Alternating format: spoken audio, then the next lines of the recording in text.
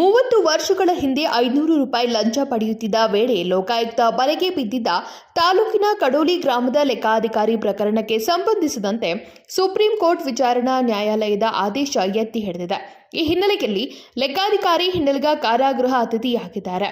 ಅಂದಿನ ಕಡೋಲಿ ಗ್ರಾಮದ ಲೆಕ್ಕಾಧಿಕಾರಿ ನಾಗೇಶ್ ಶಿವಂಗೇಕರ್ ಶಿಕ್ಷೆಗೊಳಗಾದವರು.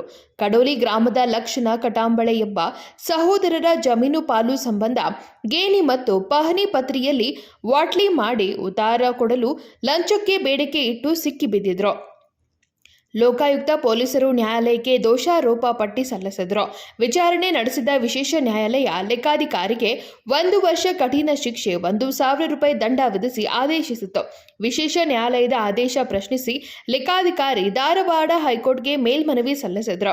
ವಿಚಾರಣೆ ವೇಳೆ ನ್ಯಾಯಾಲಯವು ಪ್ರಕರಣದಿಂದ ಅಧಿಕಾರಿಯನ್ನು ಬಿಡುಗಡೆಗೊಳಿಸಿತ್ತು. ಹೈಕೋರ್ಟ್ ಆದೇಶ ಪ್ರಶ್ನಿಸಿ ಲೋಕಾಯುಕ್ತ ಅಧಿಕಾರಿಗಳು ಸುಪ್ರೀಂ ಕೋರ್ಟ್ಗೆ ಮೇಲ್ಮನವಿ ಸಲ್ಲಿಸಿದ್ರು.